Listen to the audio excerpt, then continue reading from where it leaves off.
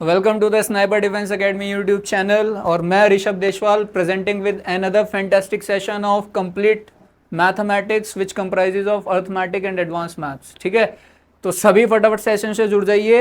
And this is the only institution which is providing the affordable and quality education for defence competitive exams, RIMC, RMS, Sainik school and NDA और CDS। अगर आपका भी सपना है देश की सेना की, देश की तीनों डिफेंस फोर्सेस के विंग्स में ऑफिसर बनने का, तो आज ही defence academy, sniper defence academy को ज्वाइन करिए।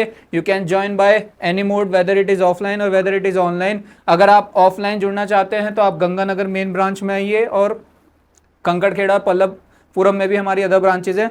और अगर आप ऑनलाइन जुड़ना चाहते हैं तो प्ले स्टोर से, गूगल प्ले स्टोर से हमारी ऐप को डाउनलोड करिए, अपने आप को रजिस्टर्ड करिए और रजिस्टर्ड करने के बाद हमारे अफोर्डेबल कोर्सेज वहाँ से परचेज करिए। और अगर आप इनमें से कुछ भी अफोर्ड नहीं कर पाते हैं, ना तो ऑफलाइन ना ही ऑनलाइन कोर्स को परचेज कर सकते हैं, तो आप यूट्यूब की सीरीज से रेगुलर कनेक्ट रहिए, जिसमें हमारी इंग्लिश, मैथमेटिक्स और हमारी जीके की रेगुलर क्लासेस चल रही हैं, विच is providing the best quality content of this west UP for the defence exam. ठीक है, तो फटाफट सेशन से जुड़ जाइएगा। आज उसी सीरीज को जो हमने स्टार्ट की थी अभी, कॉन्सेप्ट किंग सीरीज को, उसे आगे कंटिन्यू करेंगे और उस सीरीज में आपको और नए नए कॉन्सेप्ट सिखाएंगे बेहतरीन तरीके से, ताकि आप लोग अपने जो कंपटीशन की प्रिपरेशन को और ज्यादा स्ट्रांग बना सकें और ड्यूरिंग योर एंटायर एग्जामिनेशन आपको ऐसा बिल्कुल भी फील ना हो कि आपके लिए कंपटीशन टफ था।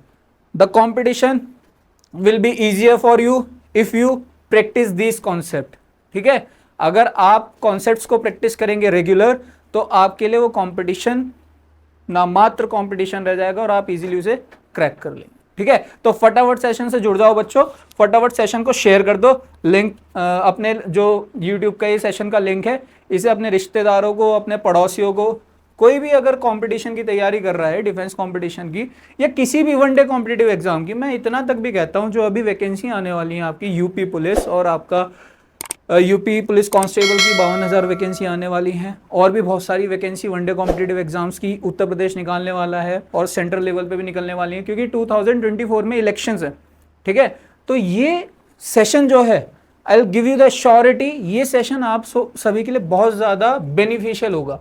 तो not for the defence competitive exam, अगर आप औरों को भी ये सेशन शेयर करते हैं तो उन्हें भी कुछ सीखने को मिलेगा और हो सकता है विदाउट एनी सिंगल पेनी वो भी यहां से अपनी तैयारी को पुख्ता करके सिलेक्शन ले ले और गवर्नमेंट जॉब का हिस्सा बने। ठीक है, तो फटाफट सेशन को शेयर कर दीजिएगा और उसके बाद हम आगे बढ़ेंगे। ठीक है, गुड इवनिंग एवरीवन, जय हिंद, जय हिंद, गुड इवनिंग। चलिए सेशन को शेयर कर दीजिएगा। हमने ये परसेंटेज कर लिया था कॉन्सेप्ट पूरा। इस ऐप के बारे में हम अपनी बताना चाहूंगा। स्नाइपर डिफेंस एकेडमी ऐप है जो हमारी, स्नाइपर डिफेंस एकेडमी एकमात्र ऐसा इंस्टीट्यूशन है जो वेस्ट यूपी में है, बहुत ही अफोर्डेबल प्राइसेस में, बहुत ही मिनिमम प्राइसेस में, नॉमिनल प्राइसेस में आपको डिफेंस कंपटीशन की तैयारी करवा। आप बहुत ही अर्ली एज में सैनिक स्कूल का पार्ट बनिए, उसके बाद आप NDA का पार्ट बनिए और NDA का पार्ट बन के आप डिफेंस सर्विसेज का, weather it is army, weather it is air force, weather it is navy, उसका हिस्सा बनिए। और हिस्सा बनने के बाद अपने देश का, अपने पेरेंट्स का नाम रोशन करिएगा और वो लाइफ जिएगा जो शायद इस वर्ल्ड में, नॉट एंटायर कंट्री, वर्ल्ड की बात कर रहा हूं मैं, पूरे वर्ल्ड में कोई भी ऑर्गेनाइजेशन आपको प्रोवाइड नहीं करवा सकता, because the defence services is the prime organisation of the world which providing you the life which none of the organisation will provide you. Clear है सभी को? तो डिफेंस ऑर्गेनाइजेशन की तैयारी करवाना जितना एक्साइटेड है ना, उससे ज्यादा एक्साइटमेंट है तैयारी करना, और उससे ज्यादा है जब आप सिलेक्शन ले लेते हैं। ठीक है, क्योंकि the charming personality, the uniform, the adventurous life, one day you will be in J&K and uncertainties there. आप वहां पर मतलब J&K में और सडनली आपको पता चलता है आपका ट्रांसफर कहाँ हो गया, साउथ में, मेड्रास। ठीक है, तो ये किसी ऑर्गेनाइजेशन में नहीं होगा। कोई प्राइवेट कंपनी ज्वाइन करोगे, ज़्यादा ज़्यादा क्या करोगे, नोएडा से शिफ्ट हो जाओगे, गुड़गांव स्विच कर लोगे, वो भी 2-3 साल बाद। गुड़गांव से शिफ्ट हो जाओगे दिल्ली, बस लाइफ यहीं घूमती रहेगी, 9 से शाम को 5, मेट्रो के धक्के और हरियाली। ठीक है, तो इस चीज़ से बचने के लिए अगर आप लिटरली अपनी लाइफ को एक्साइटेड बनाना चाहते हैं ना बच्चों, तो defence is the one of the most prime organisation of the world. ठीक है, तो आप आज J&K हैं, आज नागालैंड है, आज सेंट्रल में है, आज साउथ में है, ये किसी ऑर्गेनाइजेशन में नहीं होता है, नॉट इवन द पैरा, मतलब आप उसकी बात भी नहीं कर सकते पुलिस फोर्सेस वगैरह की, वो भी लिमिटेड होती हैं आपकी। क्लियर है? तो defence is one of the most prime organisation. ठीक, तो सेशन से फटाफट शेयर करिए सेशन को, सेशन से जुड़ जाइएगा और ये सेशन सभी को शेयर कर दीजिएगा। हमने कॉन्सेप्ट किंग 1 भी पढ़ लिया था। ये कॉन्सेप्ट किंग सीरीज जो है ना बच्चों, आपको चीज़ों को बहुत ज़्यादा सिंप्लीफाई कर रही है। चीज़ों को बहुत ज़्यादा सिंप्लीफाई मतलब कि आपका जो, मतलब अगर आपके कॉन्सेप्ट्स क्लियर हैं तो आप ऑप्शंस के थ्रू ही अपने क्वेश्चंस को अटेम्प्ट कर सकते हो, और वही कंपटीशन होता है बेसिकली। अगर पूरे प्रोसेस से ही कंपटीशन को सॉल्व करना होता तो एकेडमिक और कंपटीशन में कोई डिफरेंस नहीं होता, टाइमिंग्स भी फिर उतनी होती जितनी एकेडमिक्स में होती हैं। पर ऐसा नहीं है, ऐसा इसीलिए नहीं है क्योंकि कंपटीशन में चीज़ें बहुत शॉर्ट तरीके से करनी होती हैं और बहुत कम टाइम में विद एक्यूरेसी। तो वही हमारी कोशिश है आपको वो सिखाने की, ताकि आप कंपटीशन में बैठें तो आपको लगे कि बहुत ज़्यादा कोई डिफिकल्ट टास्क नहीं है कंपटीशन निकालना। It's like a cake walk if you are strong, if you have a strong concepts या if you are strong in your subjects. तो ये ऑलरेडी हमने पढ़ लिया था। हाँ, ये कॉन्सेप्ट हमने लास्ट टाइम पढ़ा था। ये भी चीज़ मैंने आपको बता दी थी। If a number is decrease by a% then it is increase by b%, then net increase और डिक्रीज परसेंट इज। ठीक है, तो मैंने आपको बोला था जहाँ डिक्रीज हो रहा है वहाँ नेगेटिव साइन लेकर चलेंगे, जहाँ इंक्रीज हो रहा है वहाँ पॉजिटिव साइन लेकर चलेंगे। और आपको वो फॉर्मूला याद होगा किसका, सक्सेसिव इंक्रीमेंट का, x plus y plus x y upon 100। तो जहां पर आपका नेगेटिव है वहां नेगेटिव साइन लगा दो, जहां पर आपका पॉजिटिव है वहां पॉजिटिव साइन लगा दो। इस तरीके का फॉर्मूला निकल कर आ जाएगा। आप डराइव भी कर सकते हो, रटने की आपको बिल्कुल जरूरत नहीं है। क्लियर है सभी को? चलिए, ये कॉन्सेप्ट भी मैंने बता दिया था। फिर आपका मैंने बताया था ये वाला, the cost of an article is increase bye a%, then how much to decrease the consumption of the article so that the expenditure remains same is given by। ये भी मैं आपको बता चुका था। अगर आपको अपना एक्सपेंडिचर सेम रखना है, एक्सपेंडिचर मतलब क्या होता है बच्चों, एक्सपेंडिचर मतलब आपका कितना मंथली या ईयरली खर्चा हो रहा है, मतलब या वीकली भी कह सकते हैं या पर डे के हिसाब से भी कह सकते हैं। एक्सपेंडिचर इज जो खर्चा आपका हो रहा है। ठीक है, अब वो एक्सपेंडिचर आपका डिपेंड किस पे करेगा, कितना आप कंजम्पशन कर रहे हैं और कंजम्पशन करने वाली क्वांटिटी का प्राइस क्या है। अब कंजम्पशन पे आपका होल्ड होता है, प्राइस पे आपका होल्ड नहीं होता, क्योंकि प्राइस पर जो होता है बेसिकली वो प्राइस पर गवर्नमेंट का होल्ड होता है। आपका कंजम्पशन पे आपका होल्ड होता है, प्राइस पर गवर्नमेंट का होल्ड होता है, वो गवर्नमेंट बढ़ाती है। ठीक है, तो मैंने आपको एक रिलेशन बताया था बच्चों, रिलेशन देख लेते हैं क्या बताया था। मैंने आपको एक रिलेशन बताया था, expenditure is equal to what, price into consumption. ये बहुत इंपॉर्टेंट है आपके लिए। क्लियर है? ये बहुत ज्यादा इंपॉर्टेंट है आपके लिए। ठीक है,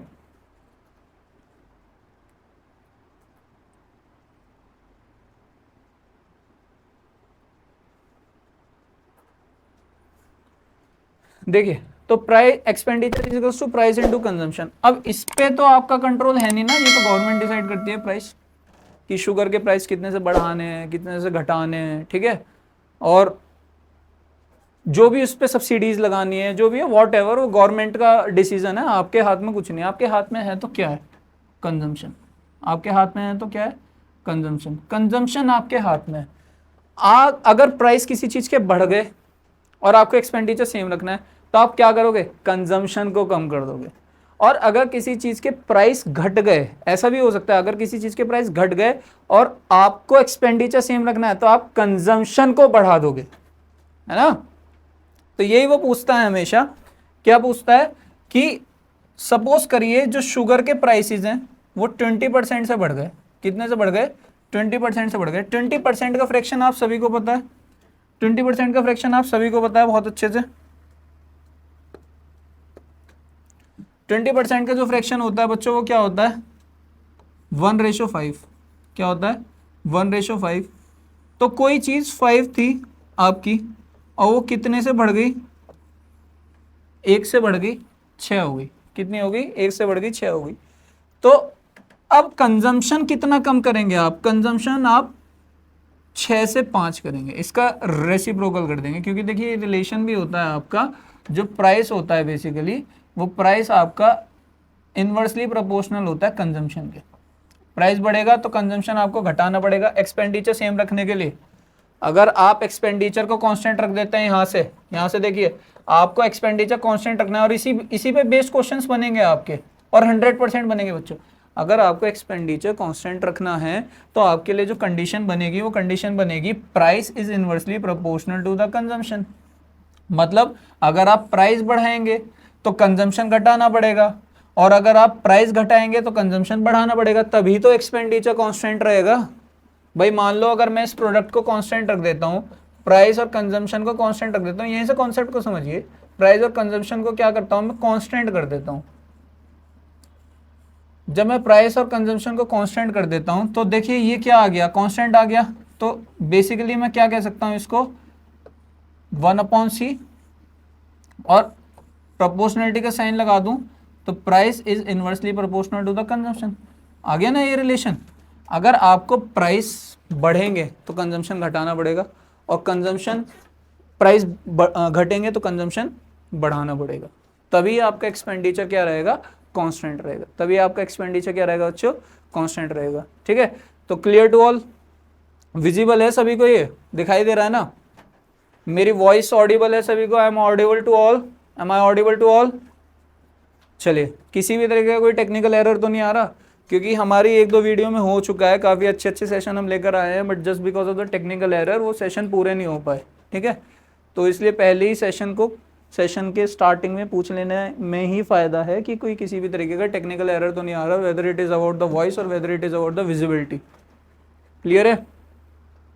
चलिए, तो इस पे बेस्ड एक क्वेश्चन देख लेते हैं बच्चों, आप सभी बताएंगे उस क्वेश्चन का क्या आंसर होगा।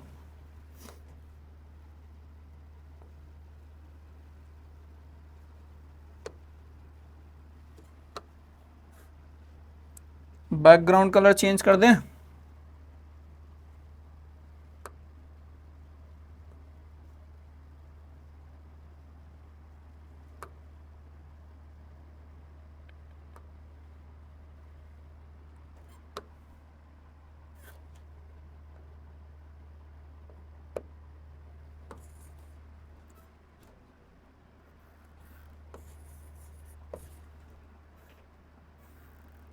ये भी दिखाई दे रहा है वैसे तो।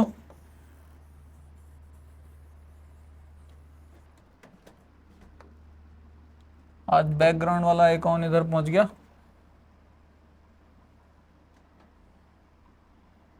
चलिए, ये वाला बैकग्राउंड बताइए बच्चों कैसा लग रहा है? ठीक है, चलिए, तो देखिए क्वेश्चन ये है मेरा, पहली बात तो आपको वो रिलेशन ये आप अपना उतार लेना। ठीक है, सभी उतार लीजिए, price is inversely proportional to the consumption. Relation आया कहाँ से, expenditure equal to price into consumption, और एक्सपेंडिचर को अगर आप कांस्टेंट रखेंगे तो जो प्राइस और कंजम्पशन का प्रोडक्ट आना चाहिए बच्चों वो भी कांस्टेंट आना चाहिए। इन्होंने क्वेश्चन तो यही बनाया ना कि एक्सपेंडिचर कांस्टेंट रखना है। ठीक है, तो प्राइस और कंजम्पशन का जो प्रोडक्ट आना चाहिए बच्चों वो भी क्या आना चाहिए, कांस्टेंट आना चाहिए। तो ये जो प्राइस है बेसिकली कांस्टेंट, प्राइस और कंजम्पशन का कांस्टेंट प्रोडक्ट जो है कांस्टेंट कब आएगा, एक चीज बढ़ रही है तो दूसरी घटेगी, और एक चीज घट रही है तो दूसरी बढ़ेगी, मतलब वाइस वर्सा।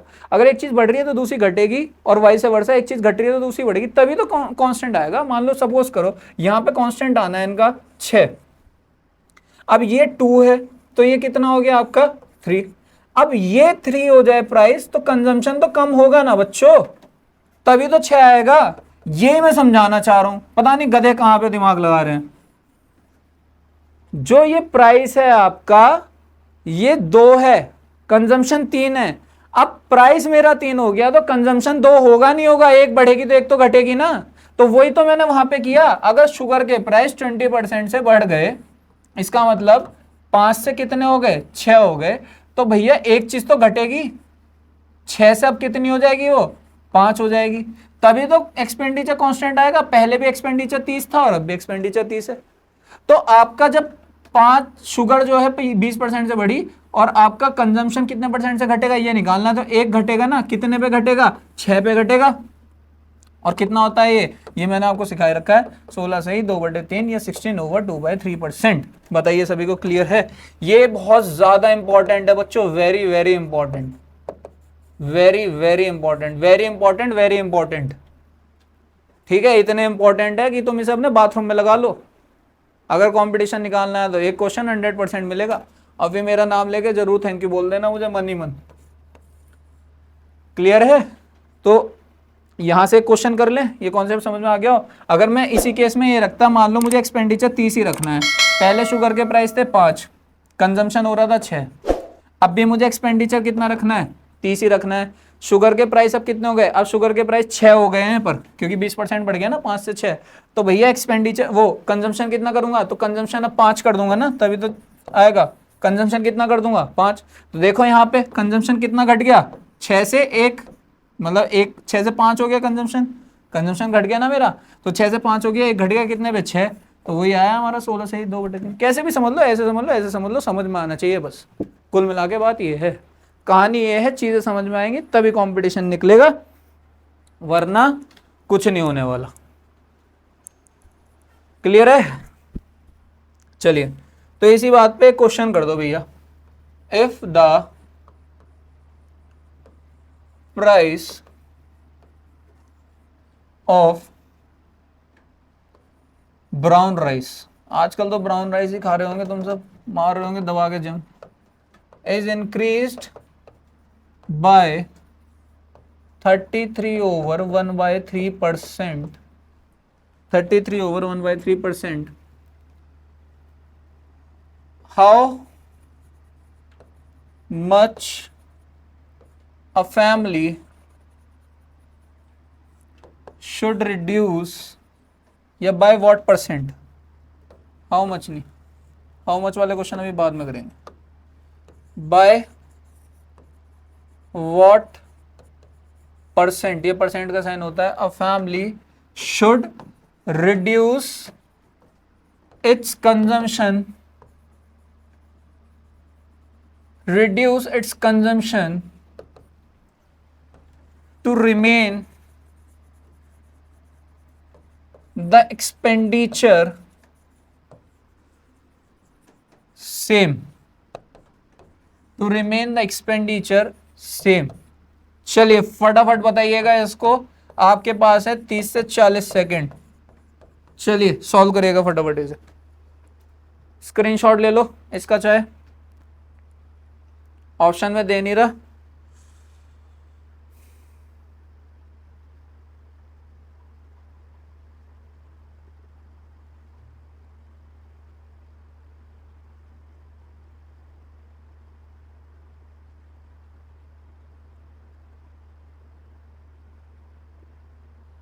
करो सभी बच्चों फटाफट।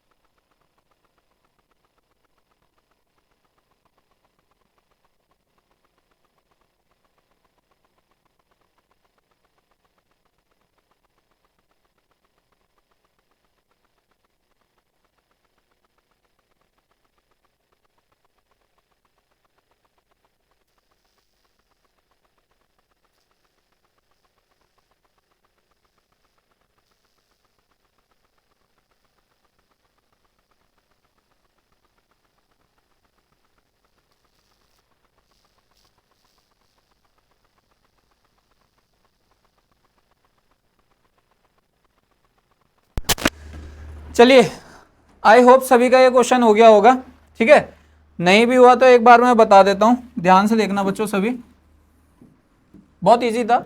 अगर आपको फ्रैक्शन समझ में आता है, परसेंटेज वाला पार्ट आपने अगर बार बार पढ़ा है, रिवाइज किया है, तो it is a cake walk for you all guys. और अगर आपने वो नहीं करा तो आप इसमें लगे रहोगे, आपसे होने का नहीं है, 10 मिनट तक भी गारंटी है मेरी, ठीक है। तो देखिए उसने क्या बोला, उसने बोला if the price of the brown rice is increase bye 33/1/3%, अगर ब्राउन राइस के प्राइस 33/1/3% बढ़ गए हैं, ब्राउन राइस के प्राइस 33/1/3% से बढ़ गए हैं, तो 33/1/3% का मतलब होता क्या है, 3 से 1, 3 पे 1, ठीक है, मतलब 3 पे 1 का मतलब पहले प्राइस 3 थे, अब प्राइस कितने हो गए 4, पहले प्राइस 3 थे, अब प्राइस कितने हो गए 4। तो बच्चों कंजम्पशन कितना हो जाएगा, अब कंजम्पशन 4 से 3 हो जाएगा ना, जब आप प्राइस 3 पे 1 बढ़ाओगे और 4 हो जाएंगे प्राइस, तो कंजम्पशन आपका 4 से 1 हो जाएगा, घट जाएगा आपका 1, तभी तो एक्सपेंडिचर सेम रहेगा फैमिली का। उसने बोला family should reduce its consumption to remain the expenditure same, तो एक्सपेंडिचर सेम रखने के लिए तो उसे क्या करना पड़ेगा, बेसिकली 1 से घटाना पड़ेगा ना। अब 1 से घटाना पड़ेगा तो क्या हो जाएगा आपका 1/4, मतलब 1/4, और ये कितना होता है बच्चों 25%, तो इसका राइट आंसर है 25%। और 100% कह रहा हूं मैं बच्चों, हो सकता है आपको डेटा भी सेम मिले, बस चीजें ब्राउन राइस की जगह शुगर या कुछ हो, 100% या क्वेश्चन रखा मिलेगा आपको कंपटीशन में, चाहे वो सैनिक स्कूल का हो, चाहे RIMC का हो, चाहे RMS का हो, 100% मिलेगा आपको। क्लियर है? चलो स्क्रीनशॉट ले लो इसका सब भी फटाफट।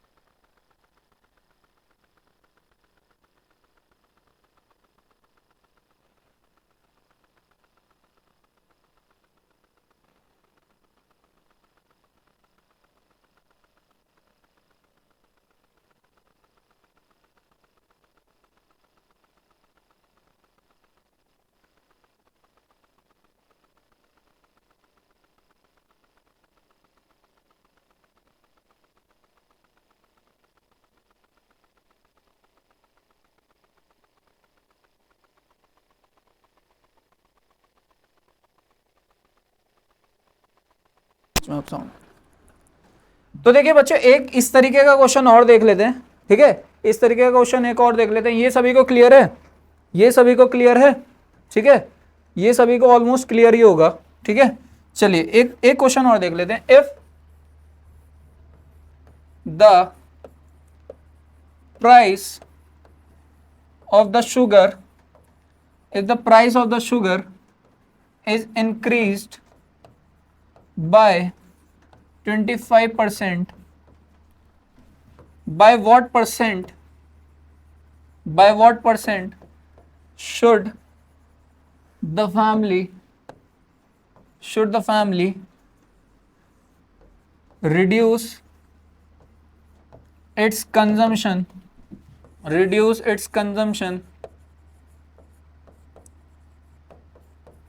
to remain the expenditure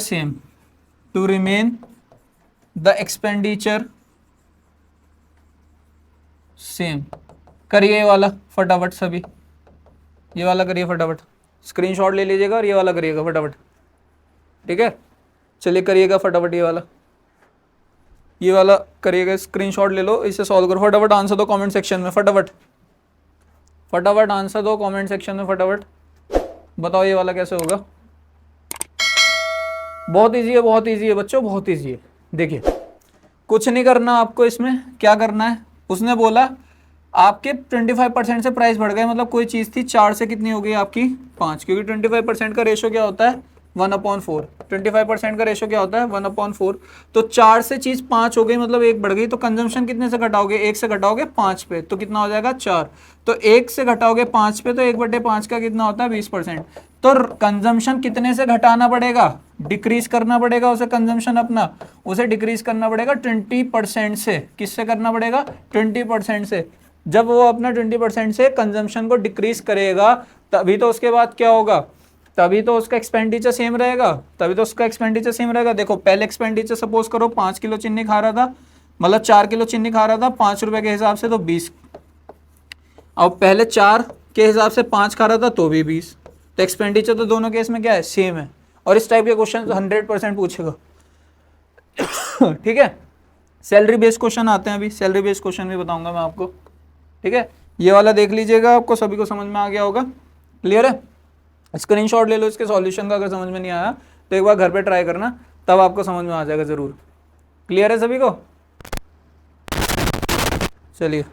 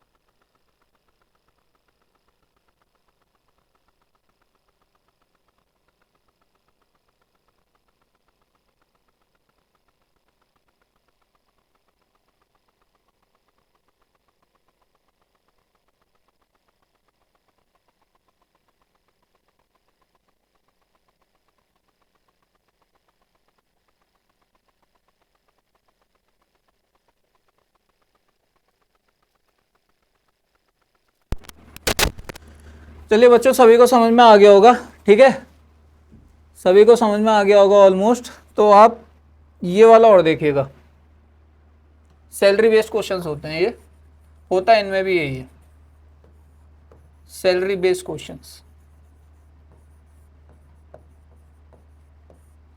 देखिए सैलरी बेस्ड क्वेश्चन में क्या होता है, बेसिकली वो पूछता है बच्चों आपसे कि राम की सैलरी श्याम से 20% ज़्यादा है, तो श्याम की सैलरी राम से कितने % कम है ना। राम की सैलरी श्याम से 20% ज़्यादा है, तो श्याम की सैलरी राम से कितने % कम है।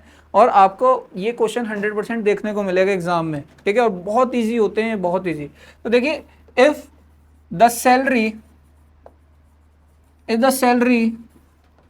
Of Ram is 25% more than the salary of Shyam, by what percent the salary of Shyam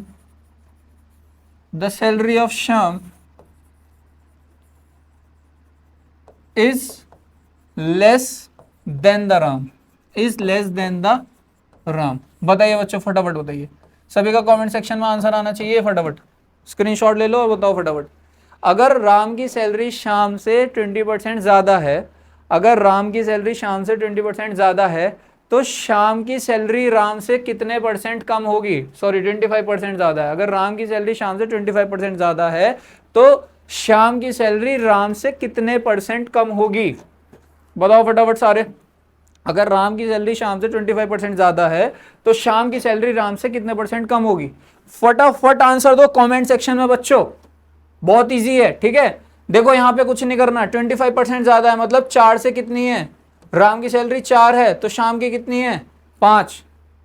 ये बोला ना, if the salary of Ram, sorry Ram की सैलरी ज़्यादा है बच्चों, किसकी सैलरी ज़्यादा है, राम की सैलरी ज़्यादा है, तो शाम की कितनी हो गई आपकी, शाम की 4 हो गई, और राम की कितनी हो गई, 5 हो गई। ये तो बोला है उसने, if the salary of Ram is 25% more than the salary of Shyam, if the salary of Ram is 25% more than the salary of Shyam, तो by what % the salary of Shyam is less than the salary of Ram. तो यहां देखो, ये राम की salary इससे 1 ज्यादा है, ठीक है। अब इसने पूछा है राम की सैलरी श्याम से 1 ज्यादा है, इसने पूछा श्याम की सैलरी राम से कितनी, bye what % the salary of the Shyam is less than the Ram. तो श्याम की सैलरी 1 कम होगी, किससे, राम से। श्याम की सैलरी कितनी कम होगी, 1 कम होगी राम से, और राम की सैलरी कितनी है, 5। तो श्याम की सैलरी कितनी होगी, मतलब राम से कितनी कम होगी, 20%, 1/5। ध्यान से समझना इसको क्या कहना चाह रहा है ये, राम की सैलरी श्याम से 25% ज्यादा है। मतलब राम की सैलरी 4 है, मतलब श्याम की सैलरी 4 है, राम की सैलरी 5 है, और आपसे पूछ रहा है कि वो श्याम की सैलरी राम से कितने परसेंट कम होगी। तो राम की सैलरी 5 है, श्याम की 4 है, एक कम होगी कितने पे। अब कंपैरिजन किससे हो रहा है, राम से। पहले कंपैरिजन किससे हो रहा था, श्याम से, ठीक है। तो राम की सैलरी एक कम होगी, मतलब श्याम की सैलरी एक कम होगी राम से, तो 1/5 कितना हो जाएगा आपका, 20%। क्लियर है सभी को। एक बार और क्वेश्चन बोल रहे, the salary of the Ram is 25% more then that the salary of Shyam. तो श्याम की सैलरी राम से कितनी परसेंट कम होगी। तो देखिए राम की 5 है, श्याम की 4 है, ठीक है। तो श्याम की एक कम होगी किससे, राम से, और राम की कितनी है, 5। तो 1/5 कितना हो जाएगा, 20%। सभी स्क्रीनशॉट ले लो फटाफट और सभी इसे सॉल्व कर लो। बहुत इजी, और इसी तरीके के क्वेश्चन आपको देखने को मिलेंगे। सेकंड्स में सॉल्व करना है आपको, ये टाइम भी बचाना है अपना, ठीक है। चलिए स्क्रीनशॉट ले लीजिए।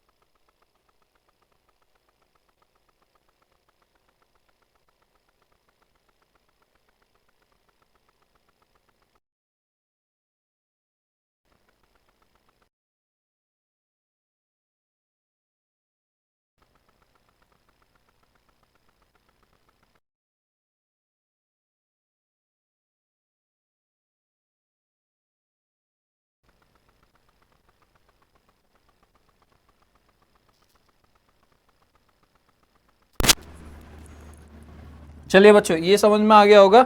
अपने नए कॉन्सेप्ट की तरफ बढ़ते हैं, ठीक है। चलिए, कॉन्सेप्ट नंबर 8 हमारा हो चुका है, ठीक है। कॉन्सेप्ट नंबर 8 हमारा हो चुका है। तो if the income of A is A% more than the other man, then the income of another man is less in comparison to the first man. ये मैं ऑलरेडी देखो आपको बता चुका हूं कॉन्सेप्ट के थ्रू। अगर आपको फिर भी समझ में नहीं आ रहा तो आप सीधा सीधा ये वाला फॉर्मूला लगा देना बच्चों, सीधा सीधा ये वाला फॉर्मूला लगा देना। अगर कॉन्सेप्ट समझ में नहीं आ रहा है तो कैसे, देखो जैसे मैंने वहां पे बताया था, if the income of A is A% more than the income of another man, तो 25% लिया था ना मैंने इसकी जगह। ए की जगह कितना लिया था, 25%। तो ए की जगह आप 25% रख दो। इसने पूछा है more than the another man, then the income of another man is less in comparison to the first man. तो जो फर्स्ट मैन के कंपैरिजन में सेकंड मैन होगा उससे कितनी कम होगी, उससे कितनी कम होगी। तो देखिए ए की जगह 25% रख दीजिए बच्चों, मैं यहाँ पे कर रहा हूँ इसको। ए की जगह 25% रख दीजिएगा, तो 25/125 इंटू 100, 25/125 इंटू 100। तो देखिए क्या हो जाएगा आपका, 25 पंजे 125। तो ये हो जाएगा आपका सीधा सीधा 20%। अगर आपको वो कॉन्सेप्ट से भी समझ में नहीं आया बच्चों, रेशो से, तो आप ये फॉर्मूला लगा दीजिएगा। जिसकी इनकम ज्यादा होगी वो ए हो गया, ठीक है, और जिसकी इनकम वो पूछ रहा है कितने से कम होगी वो नीचे हो गया आपका 100 प्लस ए। मतलब आप इस ऑप्शन में रखेंगे तो जिसकी इनकम वो पूछ रहा है कितने से कम होगी वो इस फॉर्मूले से निकल कर आ जाएगी, A/100 प्लस A इंटू 100%। और अगर आपको वैसे समझ में आ गया तो बहुत इजी है। किसी की इनकम 4 मतलब 4-5 के रेशो में है तो कितनी कम होगी, 1 कम होगी 5 पे, तो सीधा सीधा आ जाएगा कितना, 20%। सीधा सीधा आ जाएगा 20%। मान लो मैं ए और बी लेता है यहाँ पर, तो ए बी की इनकम ए से 25% ज्यादा है, मतलब ए की इनकम 4 है, बी की इनकम कितनी है, 5 है, ठीक है। तो कितनी कम होगी ए की इनकम बी से, ये तो पूछ रहा है वो। तो वही 5 पे 1 कम होगी, 1/5, दैट इज 20%। क्लियर है, दैट इज 20%। मजा आ रहा है क्लास में सभी को। चलिए ठीक है, अगर ऐसे समझ में नहीं आ रहा तो इस तरीके से फॉर्मूला भी लगा देना, बट कोई भी कॉन्सेप्ट नहीं छोड़ेंगे किसी भी तरीके का। Concept king 9, if the cost of an article is decrease by A%, then increase in the consumption of the article to maintain the expenditure will be. मैंने आपको बताया था प्राइस और कंजम्पशन के बीच में relation, price is inversely proportional to the consumption. और अगर आप जो प्राइस है बेसिकली उसको बढ़ाओगे तो कंजम्पशन घटाना पड़ेगा, प्राइस घटेगा तो एक्सपेंडिचर सेम रखने के लिए कंजम्पशन को बढ़ाना पड़ेगा। प्राइस को सेम रखने के लिए मतलब एक्सपेंडिचर को सेम रखने के लिए कंजम्पशन को बढ़ाना पड़ेगा, ये वो वाला कॉन्सेप्ट है।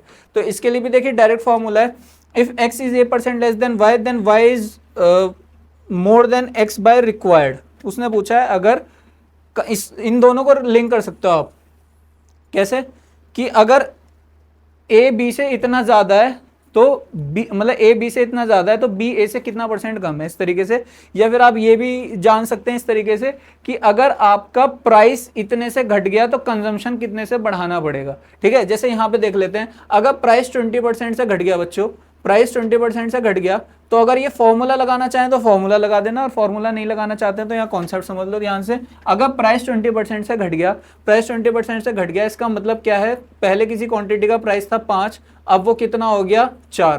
ठीक है, तो कंजम्पशन क्या करना पड़ेगा, कंजम्पशन 1 से बढ़ाना पड़ेगा, जस्ट इसका रेसिप्रोकल कर दो, उल्टा कर दो बिल्कुल, 4 से कितना बढ़ा दो 5। तो प्राइस आपका जब घटा 1 से, एक्सपेंडिचर को सेम रखने के लिए कंजम्पशन बढ़ाना पड़ेगा 4 पे 1, तो 4 पे 1 का मतलब क्या होता है 1/4, दैट इज 25%, 1/4 दैट इज 25%। तो इतने से कंजम्पशन आपको बढ़ाना पड़ेगा बच्चों, इतने से कंजम्पशन आपको बढ़ाना पड़ेगा।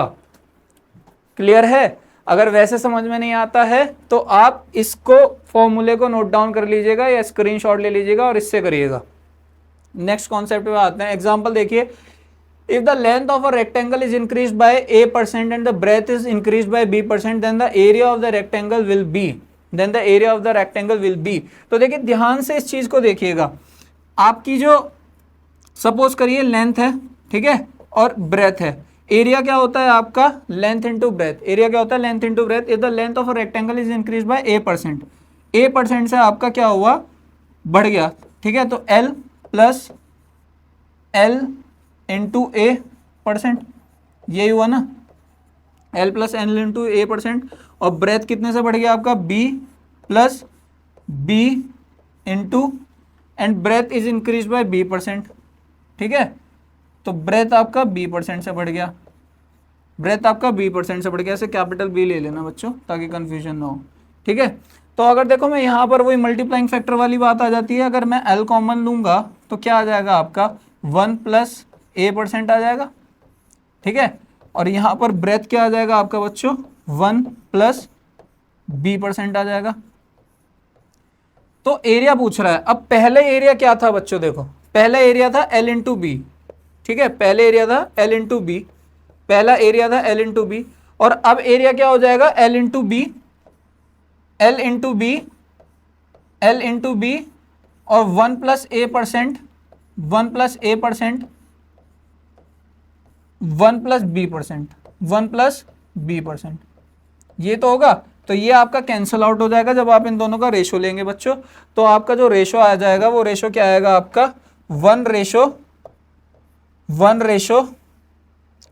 पॉइंट, अगर इसको मैं ले लूं तो आपका A% कितना हो जाएगा 0A, और इंटू 1.0B, 1.0B।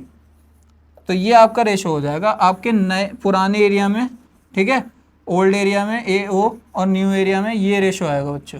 ठीक है, मल्टीप्लाई करके। अब यहाँ पे सर्टेन वैल्यूज नहीं दे रखी है, A और B के टर्म में दे रखा है, तो इसलिए भी कैलकुलेट नहीं कर सकते। एग्जाम्पल लेके चल लेते हैं इस पे बेस्ड, एग्जाम्पल लेके चल लेते हैं इस पे बेस्ड। देखिए तो एग्जाम्पल इस तरीके से कोई ले लेते हैं क्वेश्चन, चलिए एक इसी पे आते हैं, इस टाइप के भी क्वेश्चंस बहुत। देखिए अगर if the length of rectangle is increased by 20%, is increased by 20%, is increased by 20%, and breadth of rectangle and breadth of rectangle is increased by 25% and breadth of rectangle is increased by 25%. तो what is the change, what is the percentage change in area, what is percentage change in area, what is percentage change in area? तो ये क्या होगा आपका, देख लेते हैं ध्यान से। देखिए, तो आपकी सपोज करिएगा जो लेंथ थी वो 20% से बढ़ गई, ब्रेथ कितने से हो गई आपकी 25% से बढ़ गई। तो इसका मतलब पहले लेंथ थी आपकी 5, पहले लेंथ थी आपकी 5, अब वो कितनी हो गई आपकी 6। ब्रेथ कितनी थी आपकी पहले 4, अब वो कितनी हो गई आपकी 5। तो पहले एरिया कितना हो गया, length into breadth, that is 20, और अब एरिया कितना हो गया, length into breadth, that is 30। तो इंक्रीज कितने का हुआ, 10 का इंक्रीज हुआ बच्चों। कितने पे इंक्रीज हुआ, 20 पे, मतलब 1/2, दैट इज एरिया में कितने का चेंज आया, 50% का इंक्रीज आ गया। एरिया में कितने का चेंज आया, 50% का इंक्रीज आ गया। 20 का 50% निकालोगे 10, उतना बढ़ गया है आपका, अब 30 हो गया, तो 50% का चेंज आ गया।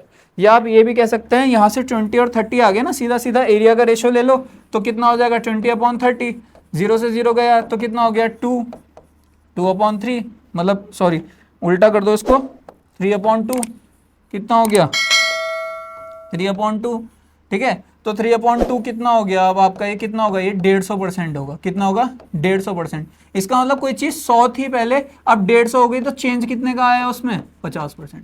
चेंज कितने का आया उसमें, 50%। क्लियर है सभी को? इसी टाइप के क्वेश्चंस आपको देखने को मिलेंगे।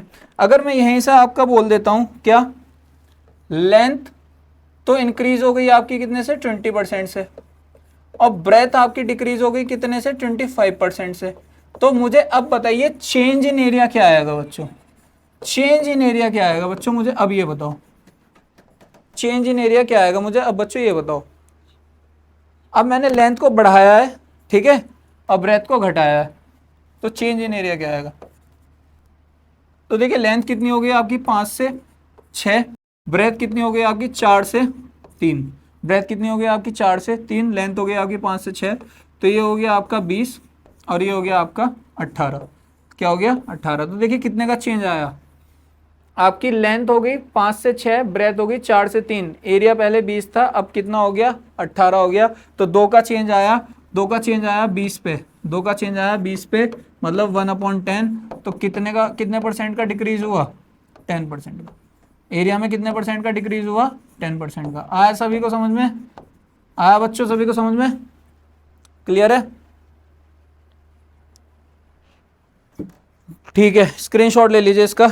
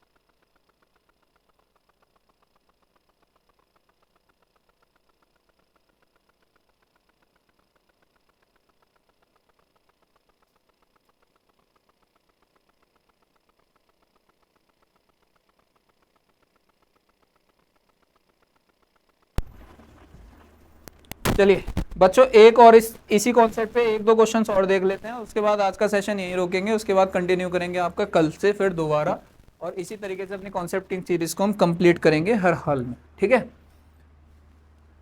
देखिए क्वेश्चन है आपका, इफ द लेंथ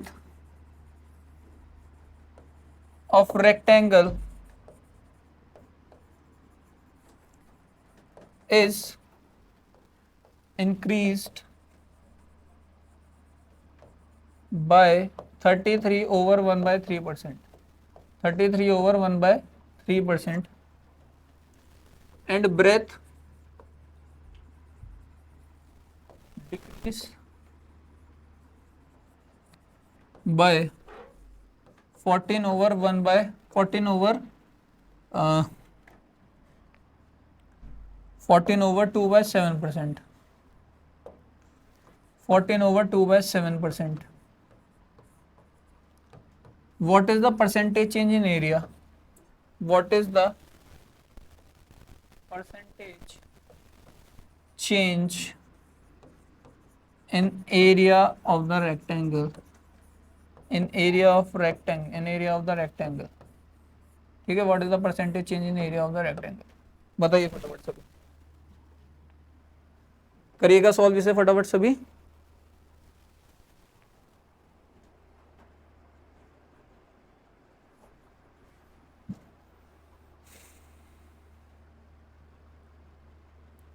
तो देखिए आपकी लेंथ जो बढ़ गई है वो कितने से बढ़ गई है? 33/1/3%। आप सभी को ध्यान होगा 33% का जो रेशियो होता है बच्चों वो कितना होता है? 1/3। ठीक है, इसका मतलब कोई चीज़ 3 थी, एक बढ़कर कितनी हो गई आपकी? 4, और ये लेंथ हो गई इसकी। क्या हो गई ये? लेंथ। पहले लेंथ ये थी 3 से 4 हो गई। ठीक है, अब ब्रेथ डिक्रीज हुई 14/2/7%। 14/2/7% का मैं ऑलरेडी आपको बता चुका हूँ कितना होता है? 1/7। कितना होता है? 1/7। मतलब ब्रेथ 7 थी, घट के कितनी हो गई बच्चों? अब 6, डिक्रीज हुई है ना। तो एरिया क्या हुआ? एरिया में क्या चेंज आया? What is the percentage change in the area? बढ़ा या घटा, और कितने से बढ़ा और कितने से घटा? कितने से बढ़ा और कितने से घटा, बेसिकली ये पूछना चाह रहा है। तो 3 से कितनी बढ़ गई आपकी? 1 बढ़ गई, और ये 7 से 1 घट के 6 हो गई। तो एरिया क्या हुआ? Length into breadth. तो पुराना एरिया क्या हो गया आपका? 3 × 7 21, 3 × 7 21 रेशो, 4 × 6 24, 4 × 6 24। तो देखिए इसको और काट लीजिएगा, 3 7 और 3 8, 3 7 और 3 8। तो 1 से बढ़ गया ना, 1 से बढ़ गया मतलब 1 से बढ़ा कितने पे? 7 पे। पुराना एरिया तो ये था, और 1/7 का सीधा सीधा क्या होता है? 14/2/7%। क्या होता है? 14/2/7%। बच्चों इतने का इंक्रीज हुआ है एरिया में। एरिया में, किसमें? एरिया में। अगर आप इसको विदाउट रेशो करते तो विदाउट रेशो आप इसमें लगे रहते और आपसे ये सॉल्व भी नहीं होता। विदाउट रेशो आप इसमें लगे रहते और आपसे ये सॉल्व भी नहीं होता बच्चों। ठीक है, एक क्वेश्चन और लास्ट आपके लिए। If the side of square, if the side of square is increased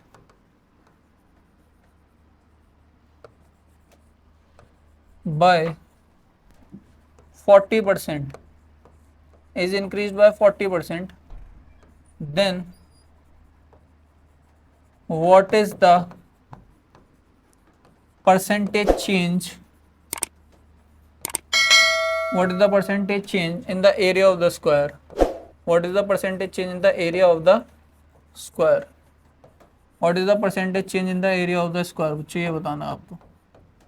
ठीक है, बताओ, तब तक आप, मैं पानी पी लेता हूँ फिर सभी।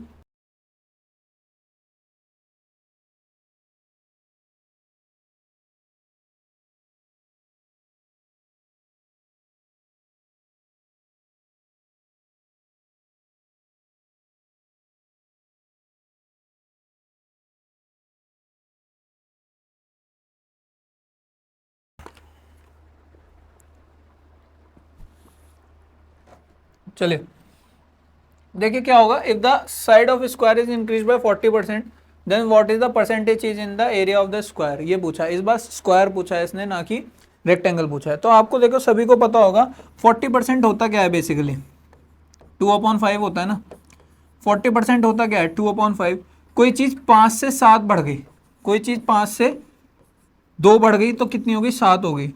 ठीक है, 5 से 2 बढ़ गई, 7 हो गई। अब देखो स्क्वायर का एरिया क्या होता है? Side into side. तो पहले साइड कितनी थी आपकी? S1 5, अब बढ़कर कितनी हो गई आपकी? S2, क्योंकि 40% बढ़ी ना। तो एरिया कितना होगा? देखो यहाँ एरिया कितना होगा? A1 ये होगा आपका 25, और A2 ये कितना हो जाएगा आपका? 49। ठीक है, तो कुल मिला के 25 रेशो 49 का चेंज आएगा एरिया में। तो कितना बढ़ा? देखो कितना बढ़ा? 25 से 49 हो गया, कितना बढ़ा? 24 बढ़ गया ना।